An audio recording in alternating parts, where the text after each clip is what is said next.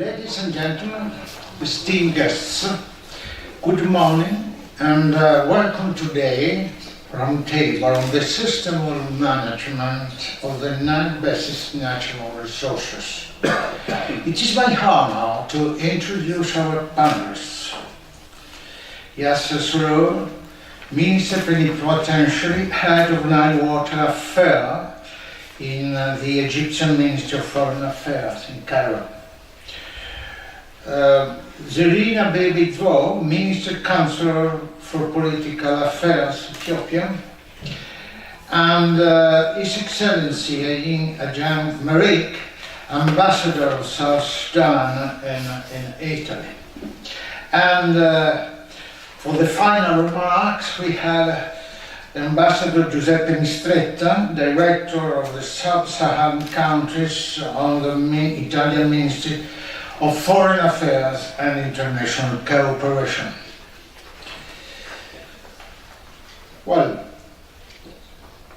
Giuseppe Mistretta will be providing the concluding remarks of our roundtable.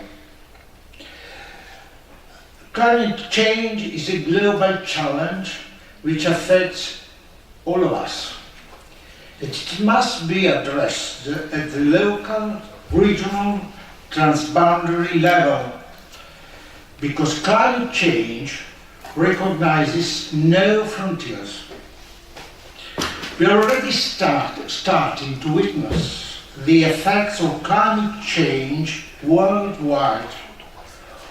Over the last 10 years, we have experienced 8 of the warmest summers in recorded history. This has already translated in a severe increase in catastrophic weather events on a global scale. Hurricane Florence, for instance, which hit the southern eastern coast of the USA just over a month ago, was amplified by warmer Atlantic waters caused by climate change, and went from a level 3 to a level 4 before hitting the coast of North and South Carolina. And the economic impact alone of Hurricane Florence has been quantified between $40 and $50 billion, without considering the loss of lives, homes and businesses for the local population. Another aspect of climate change we are already witnessing in an increase in extreme weather conditions. In many areas of the world, we are experiencing what scientists call rain bombs, that in turn cause flash floods like the one we experienced here in northern Italy not more than 2 weeks ago. In other regions, such as Africa, we have observed a severe increase in droughts, such as the one that hit Somalia only last year, destroying crops, killing livestock and displacing hundreds of thousands of people. We must collectively act as a global community and take action to prevent these trends from becoming even worse. Having said that, with regard to the Nile Basin, we risk facing severe, potentially dramatic consequences, which range from a marked decrease in agricultural production to an increase in sea levels, which could mean coastal cities such as Alexandria would become engulfed in the sea. To this end, I read with interest the recently published Nile Basin Initiative Strategy 2017-2027, which illustrates 6 goals to promote the sustainable management of local natural resources with a particular focus on water. However, we must also adapt to this new context which to some extent is now inevitable. For example, by introducing crops that can withstand warmer and drier conditions, and by finding solutions to enable livestock to survive. I was concerned after reading an article written by the BBC environmental correspondent Matt McGrath, in which is underscored the environmental impact of pursuing large-scale hydropower dam projects. The study from the National Academy of Sciences of the USA, from which the article is drawn, establishes that the majority of large hydro dam projects developed in both Europe and USA since 1930 are highly unsustainable, not only from the environmental but also from an economic viewpoint. The Nile Basin is one of the most complex river basins in the world and represents an important ecosystem since it hosts about 40% of African population, about 240 million people. Because its sheer size and its varying climate and topography, all of us, not only local Nile River Basin population, are facing severe challenges. Within this particular context, challenges emanating from climate change include uncertainty with regard to precipitation and river flow, land degradation, reduced river flow, flooding, droughts, deforestation, and loss of species and ecosystems, as well as an increased incidence of disease.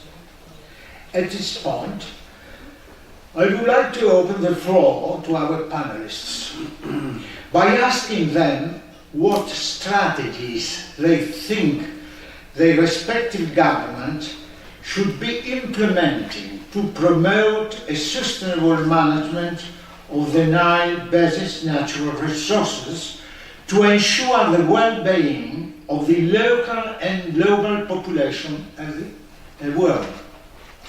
It would be particularly interesting to learn of any renewable energy project based on solar, wind, or tidal energy. Thank you.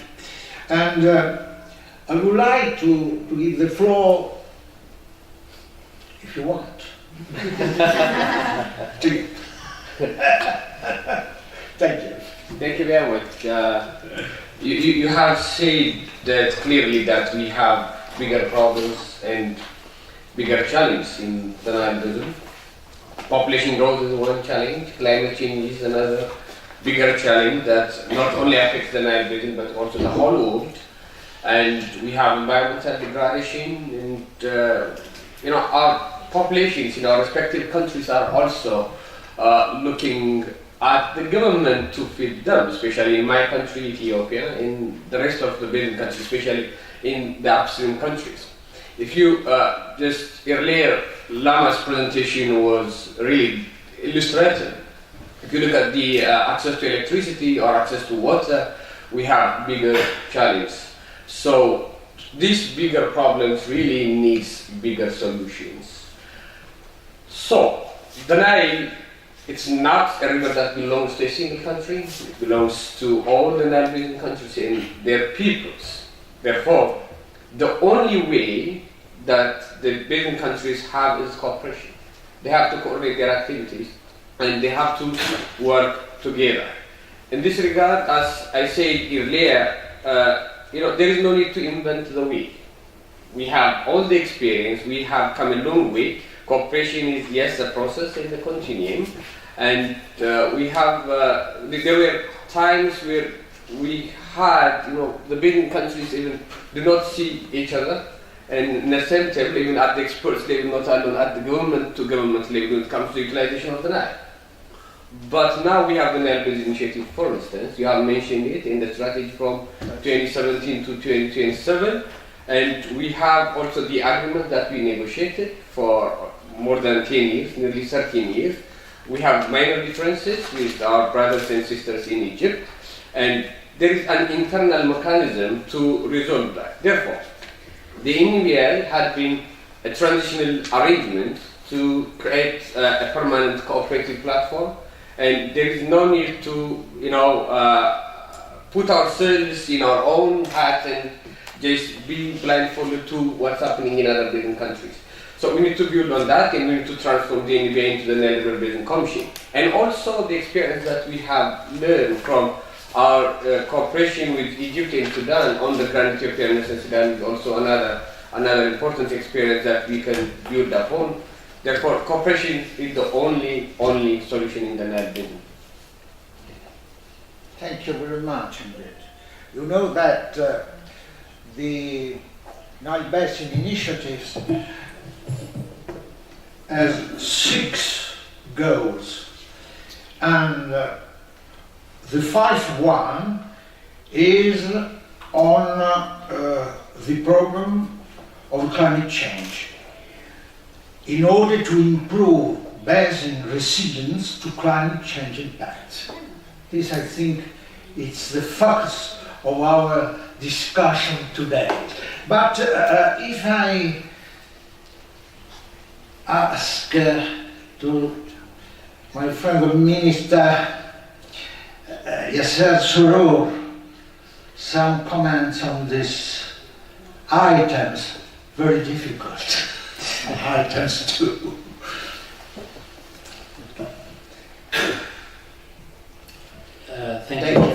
Thank you very much, and I really appreciate the invitation to participate in this rich discussion. Actually, it's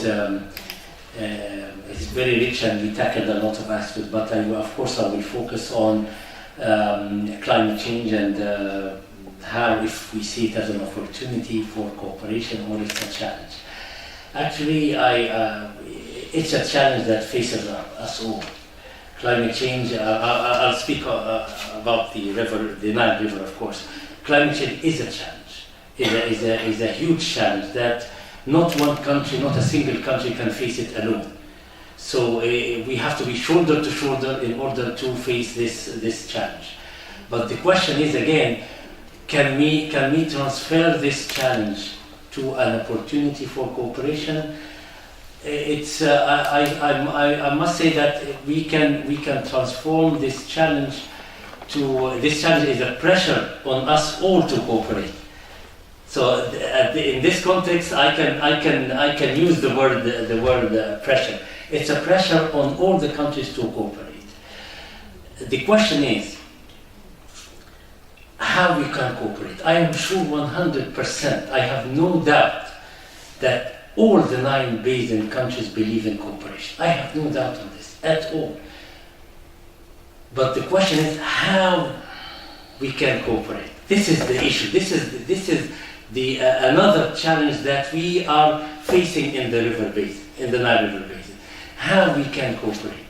Cooperate bilaterally. There are issues that we can solve it bilaterally, but there are other issues that we cannot solve it unless we cooperate with each other collectively. And that's why the issue of the nexus comes on board. Whether the nexus water, food, electricity is a valid one, can we build on it? I must say it is still to be seen. I have read some literatures about the nexus, but I do not want to give a full support to an issue that might lead to competing elements. To competing elements between food, electricity, right to water, whether we produce electricity first, or we have to first achieve the right to water, or right to food, or achieve the food security, like my brother from Ethiopia said. So we do not want to create something that leads us to competing elements. We have more than enough in our plate in the Nile Basin. We have lots, we must admit this. We have lots of complicated issues when it comes to the Nile Basin. And maybe it is the particularity of or the characteristics of the river Nile, but we have a lot of complicated issues. So we might do some studies about how it could be a solution. The nexus could be a solution in some of the issues in the Nile Basin, but it needs to be seen how we can collectively work on it. We might work locally, or it has its local element, national element, that's fine, but there are certain countries that we have a particular situation that you should take into account. The last country on the river basin, which is Egypt, my country, how we can deal with this nexus on a regional level. This is an issue. How others will take our interest into account, and how we can take the other interests into account. The matter is not imposing a point of view on each other. No, it's how we can take each other interest on board and reach a mutual ground in order to face this challenge. So the nexus, it needs to be seen. A lot of issues is involved, and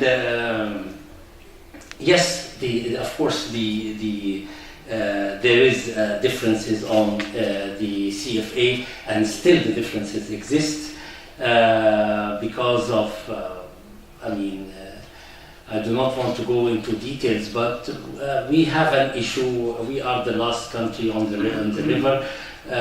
We have an issue related to the water resources. We have an issue related to our interests. This does not mean that we deny others' interests as well. We are of course, with the Commission for the River Nile. We are with it, of course. That's why in 1999, when we established, and Egypt is one of the founders of the MBI, when we established the MBI, we saw it is an interim arrangement in order to establish the Commission. But the point is, what are the founding pillars of this Commission? This is what we have a disagreement on. The CFA, we have agreed on a lot of issues when it comes to the CFA, but there are certain elements remains that we see that it is necessary to take it on board. That's the CFA. Back again, I'm sorry for the climate change. Climate change, to face the climate change, as you said, Your Excellency, it's not about only storing water. It's about a lot of issues are involved. How to produce, for instance, to get seeds that can face a high temperature. How you can cultivate crops that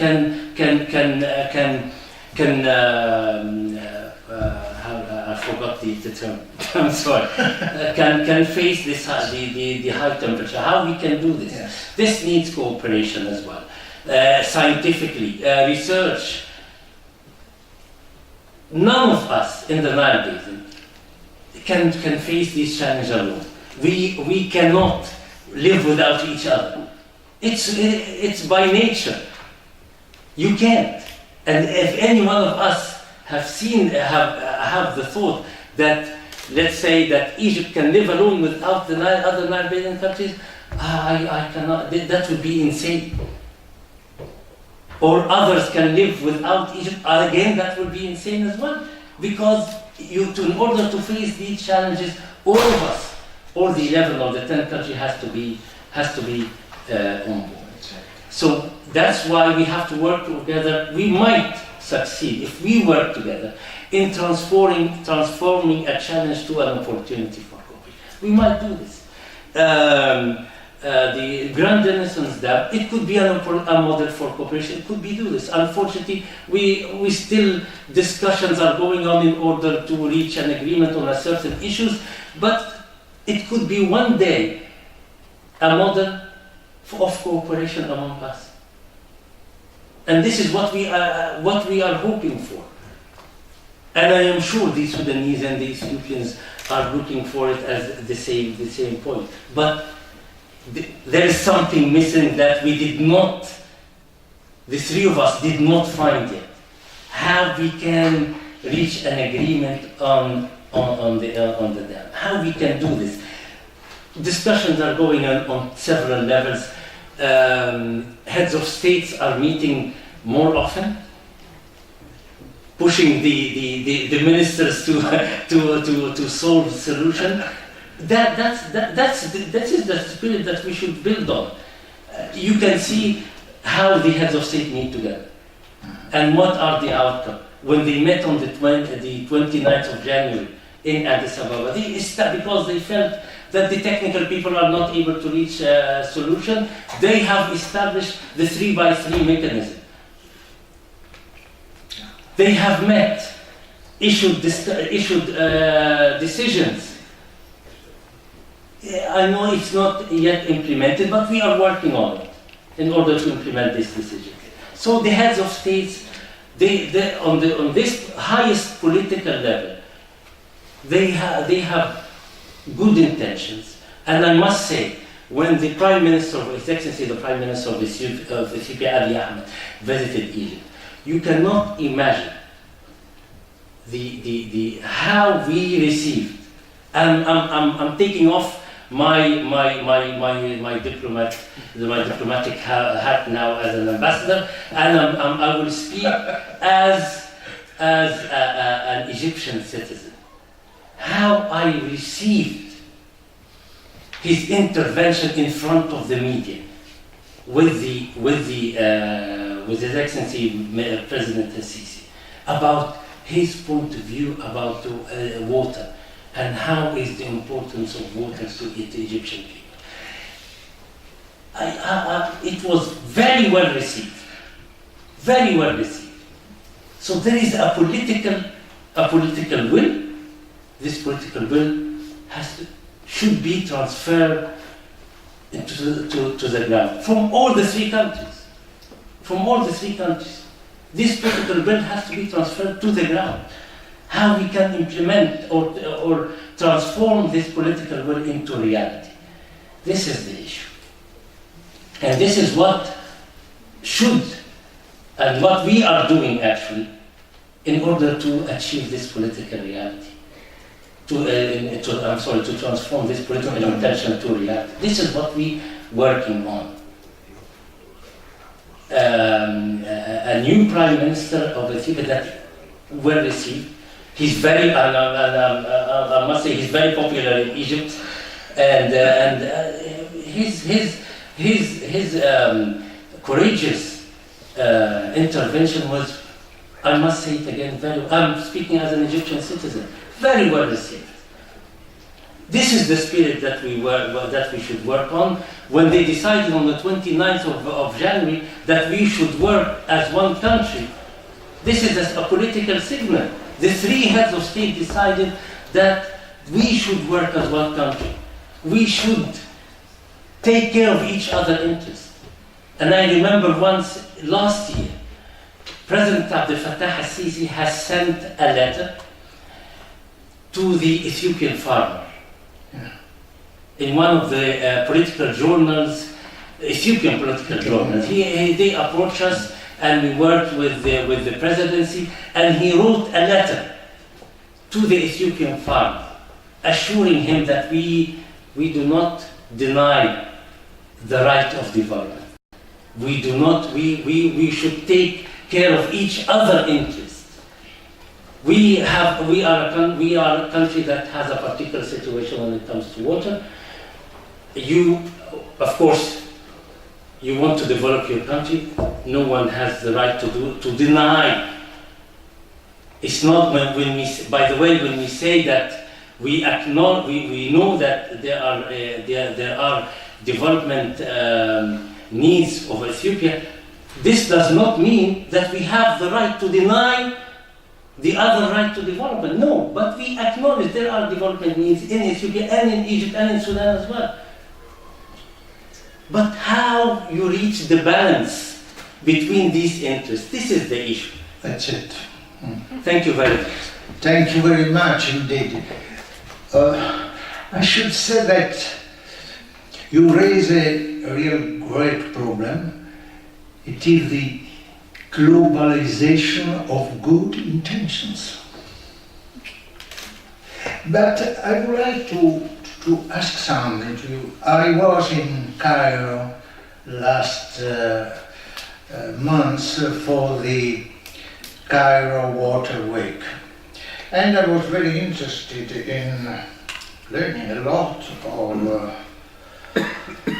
of items, and especially I understood that at the level of experts, in particular in the framework of the National Water Resources Center in Cairo,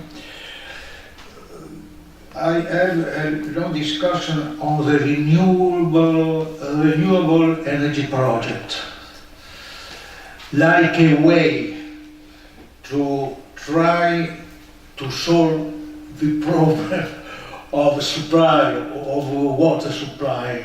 What do you think about that? Many of your, I should say, Egyptian experts were very keen on the problem of developing renewable energy projects. I'm not really an expert in this thing, but when it comes to electricity, I think we have reached a point of what we produce from electricity is more than enough for us. Actually, we export electricity to neighboring countries. But we are working hard in order to satisfy the water needs, because what we are getting, the population is growing. That of course attached to it an increasing water demand that we are trying to satisfy. That's why, if you are well aware, Your Excellency, we are in a process in constructing the water desalination projects. Because we have to move, the margin to move is very limited, and the needs are increasing, and we need to satisfy these needs. Water equals life for everyone, as my brother from Ethiopia said. There's no person on earth that can live without water. Mm-hmm. But as I said again, and I keep repeating it, it's how to create the balance between different interests. This is, you cannot achieve this balance without cooperation. You can't. If each one of us moves alone without coordination, that will be, I guess it will be a catastrophe. And you will damage the sustainability of this river resources, of the resources, in order to satisfy the needs of the future generation. So coordination, preserving the sustainability of the river, and facing the challenges together. This is, I think, will be the way the way out. And again, I will take my hat as a diplomat, and I will try to speak and say that we all believe in cooperation. I have no doubt. But how? This is the question. This is a question that, unfortunately, there is, at least in my mind, there is no answer to it after this moment. Thank you very much. Yeah. Mr. Ambassador, you have the floor. Please. Thank you. I switch it off. Thank you. Let me extend the word of thanks and appreciation to the organizers. It is a very important topic, and that is why I came in the last minute. I was supposed to go to the southern part of Italy to attend another important meeting, but I decided to come here at least to share this moment with you. I will handle this issue in the South Sudan perspective. In fact, when we talk of water is life. That is undisputable fact. We cannot live without water. You cannot eat if you don't have water. You cannot do anything without water. And when we talk about the Nile, we, the countries or the people of the Nile basin, we found ourselves there. Nobody decided or chose to be there. God created us, and each and every one of us found himself or herself in along the Nile River. In fact, Nile is a holy thing, not only to Egypt, but to all these countries along the Nile. We have communities that are still considering Nile or Nile water as their God. We in South Sudan, we are Christians, we are Muslims, we have enemies who are not Christians and not Muslims. They believe their own religions. And one of the religions is there is a certain time in a year where people go and do sacrifice along the Nile River because it is a God-given thing. Now, if we come to Nile water politics, we in South Sudan view it in a different angle. And what I want to say is that the legacy of colonial powers in Africa has played a very negative role in this issue of handling Nile water. And the best way, when I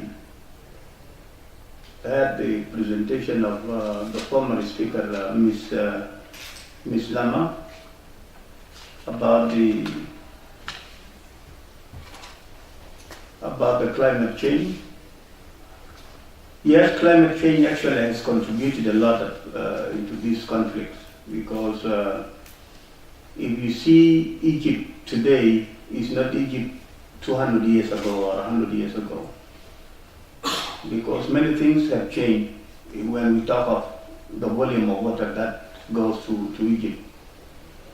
The same thing on the countries along the Nile. We in South Sudan, we don't have any problem with water because we have many tributaries. The Nile water, actually, we are using less than 1% of the Nile water. And the advantage is we have too much rain. We have more than, I don't know, very close to 10 other rivers, tributaries that are coming to the Nile River. And that made the usage of Nile water less to us. Though we are planning developmental projects along the White Nile in the near future, that means the agriculture projects, the hydroelectric power. Actually, we are planning to build a dam in the border between South Sudan and Uganda. But we must do it also with the contact and agreement with the countries along the Nile basin, because I believe in responsible usage of water is very important, because you should not use water in a way that will affect the other countries, the countries downstream. The upstream countries should be also mindful about the interests of the downstream countries.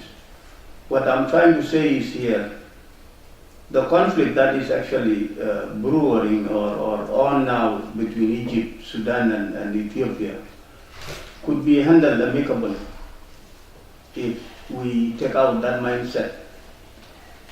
Yes, we have that mindset. There are some countries, especially these three countries, each and every one has his own political rhetoric. If we take this aside and we see amicable solution to this, it will benefit, sure will bring a solution and benefit to the countries along the Blue Nile region. What I'm trying to suggest is that a technical experts, like what happened a few years ago, there was an agreement between Egypt, Sudan, and Ethiopia to bring in a technical expert. I don't know, is it an Italian company or something like that? A French company, to come and conduct studies, scientific studies. And from these studies, you will be able to draw exactly the technical conclusion of what you are trying to do. Yes, usage of Nile water, differ from the country to country. Ethiopia, for example, is using this water. They want to build a dam. They are not taking water out. In the other part of Sudan and Egypt, they need water for irrigation. So each and every country has its own interest in terms of usage of the Nile waters. Now, as a country along the Nile, we fall on the White Nile, not the Blue Nile. But South Sudan as a country that enjoys a very good relations with Egypt, very good relations with Ethiopia and Sudan, could play a very positive role in finding a solution or amicable solution to this conflict. I personally, as I said, I came to in the last minute, but this is a small thing of intervention, I would say. Thank you. Thank you very much, Mr. Ambassador. I think that perhaps you have some comments. Yes. Thank you very much. Thank you so much. I would like to start from what the pillars of cooperation should be. Yes, we all agree to cooperate. Yeah, then on the need for cooperation, but how? Yes, it's important. The pillars of cooperation in the Nile Basin should be fairness, equality, and the need to look at our interests, not at our positions. That's really important. One of the challenges in the Nile Basin is the focus on positions. This is mine, and I will not see anything to be taken from this. That's the real challenge. If we are to maintain that, the legacy that Professor Thierry was discussing today, that will be a challenge. If we are to maintain and perpetuate the past, that is a challenge, and that's a problem. Therefore, there should be a room for all the basin countries to see each other eye to eye, work together, and based on basic principles of international water law. Equitable and reasonable utilization and no significant harm, and the need to coordinate our activities at the basin level. But we have a real challenge again, and that is extreme politicization and securitization of the Nile. By the media, by politicians, and by different individuals from different walks of life. You forgot to add by diplomats. I don't say any politicization, securitization from diplomats. This takes us on focusing on the technical experts. I don't think in the girl discussions, for instance, the technical track fails. It did, and it doesn't, and it will never. You and me are part of this, and I don't think we fail. We are doing our little best to reach an agreement. What my Prime Minister did, what His Excellency Al-Sisi, President Al-Sisi, and what His Excellency President Al-Bashir did, they gave us directions to realize the dreams of our peoples, the aspirations of our peoples. We are implementing that. And fortunately, we are engaging each other, we are discussing. His Excellency, the Ambassador from South Sudan, raised about the French company. Ethiopia, when it decides to construct the Grand Ethiopian Renaissance Dam, it has conducted its own studies. And by the way, the Nile is the largest river. It is studied by many, it attracted many empires, and especially my dam, our dam, the Grand Ethiopian Renaissance Dam, is the lucky dam, I could say. It was initially studied by the USDA, and later Ethiopia did extensive research on it. But because when we initiate the formation of the international panel of experts, we exposed all our documents, all our design documents, research studies, and the recommendation was to enhance confidence, to build the trust, let the three countries together conduct the studies using a primary data. And of course there are hurdles, there are challenges, a lot of ups and downs. But we need to be forward-looking. We need to free from the technical discussions from politics. Unless we unshackle the Nile from such political discourse, that would be very dangerous for us to agree on.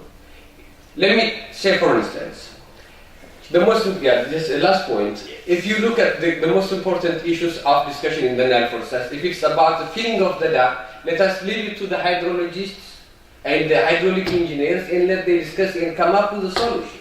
Actually, on the 15th of May in Ethiopia, the Ministers of Foreign Affairs, Ministers of Water Affairs, and the heads of the intelligence met in Ethiopia in Addis Ababa and reached on an agreement.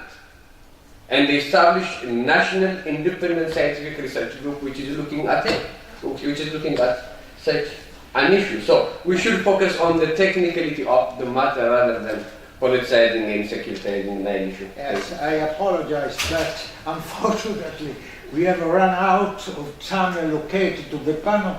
This is why I would like to thank our panelists for these interesting discussions, which have, I think, provided valuable insight into items that are the key of the future of the region and the world as well.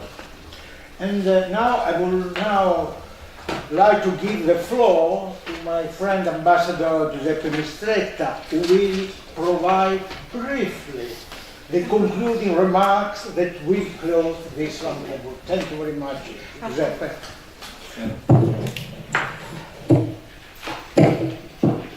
Thank you a lot, Ambassador Cavalchini. Thank you a lot to all the other, and thank to the audience, because it's a long day of work. And thank to the Centro Piemontese di Studi Africani, which organized this club, let's say, this talks. I am a light person, generally speaking, and so they don't know, but behind them there is a picture that you have seen, which is not done with very technical instruments, but with this mobile phone. And I don't want to compete with Professor Ted and its documentary, but this is the connection, the white Nile and the blue Nile gets together south of Khartoum, and I was there and it was quite emotional and nice. So it's a symbol. As the two big Nile River gets together, also two big countries can get together. And they are actually, because we don't solve the problem of the dam of the Nile today, but it's nice to talk together about the several possibilities. And really, I would like to say that, of course, what comes out of this discussion today, and thanks to all the different contributions, is that it's needed. There is only one possibility: to put together and to share the benefits rather than sharing the advantages of the water or a portion of the water, but rather the benefits of the entire thing, which is in agriculture, which is in electricity. And Dr. Lama, Professor Lama, was being quoted many times, exactly said that when she said that there is the food, energy, water, energy, food nexus, and this is what it is. For the foreseeable future, I believe that there is no other solution, no other alternative than going through diplomacy, going through the effectiveness of this collaboration. And I must have read something that you wrote on the computer when I was preparing, because I perfectly agree on what you, and I would have said the same thing, less perfectly, but really I was 100% in agreement with what you said. Don't forget, and I refer especially to our friends from Ethiopia and from Egypt, that Europe, 1 year before my birth, so in 1957, put together coal and steel which were the reason for the war. I mean, Germany and France were competing for the use and benefit of steel, economic benefit of steel and coal, and they put together this richness as a first pillar of the future European Union. And this is approximately the same thing. You have to put, I mean, the suggestion is to put together the water and all the things that come with it in order to create a community of interest and resources, of progress that can benefit everybody.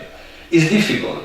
And I would say that in future will be more difficult because the scarcity of water is not going to be less, it's going to be more.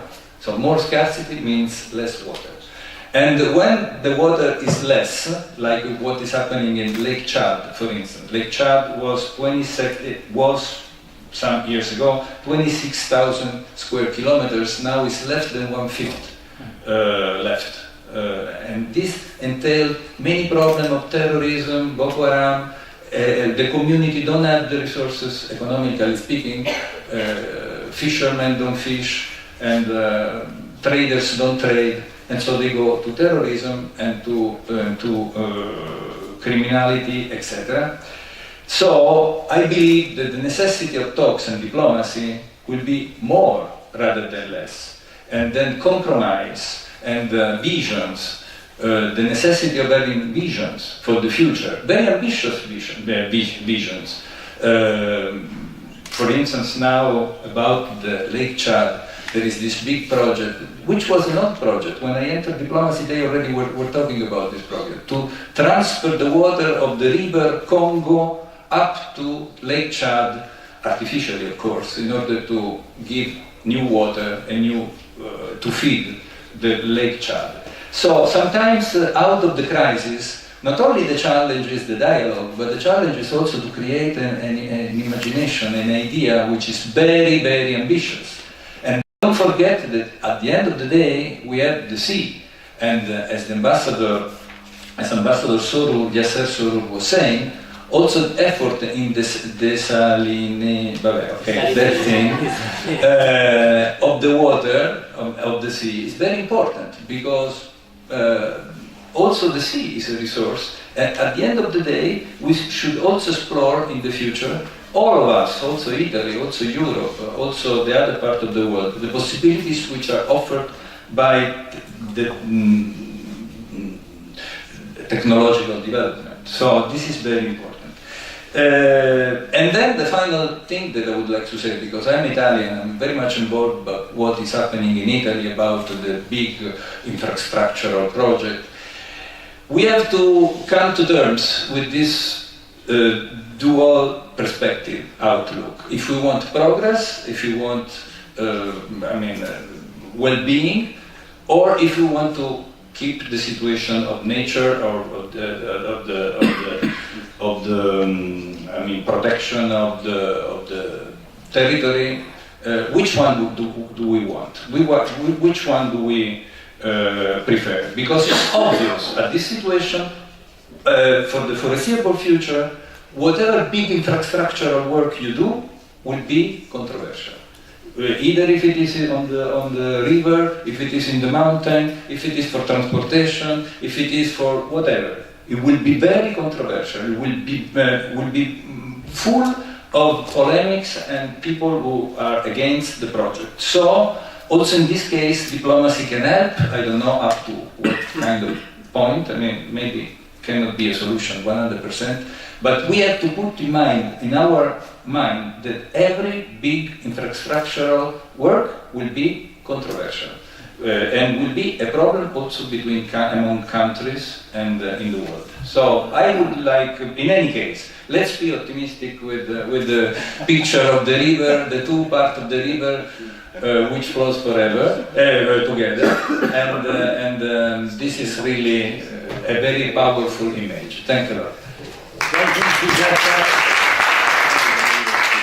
Thank you, Giuseppe. But I think that on behalf of all of us, I think it is necessary for me to thank the Piemontese Center for Africa, to say how we appreciate its task to promote and support relations between Piedmont and Africa, to spread knowledge on African history, culture, art and ecosystems, and also on the climate change. Thank you very much indeed to all of us, and see you very soon. Thank you. Thank you. Yeah. Since Ambassador, I think we are running out of time. Okay.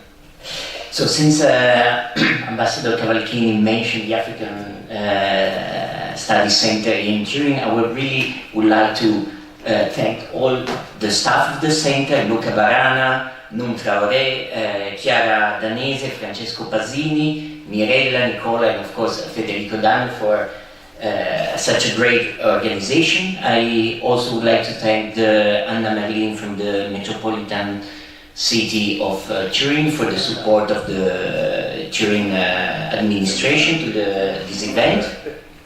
The University of Turin, and in particular the Department of Culture, Politics and Society for hosting us. All our guests and speakers who travel from far away to Turin, which is not a classical diplomatic destination for that's rather wrong, but we're very glad that you came to Turin, and I think we also showed which are the connection from between this city and the Nile Basin. And of course, I think the Nile is the longest river in the world. This was one of the longest conference I've ever attended, and we let it flow without any interruption. So thank you very much to the audience for your interest and for your engagement. We have many questions left on the table, so I really hope to see you soon in another occasion to continue the discussion. Of course. Yeah, thank you very much.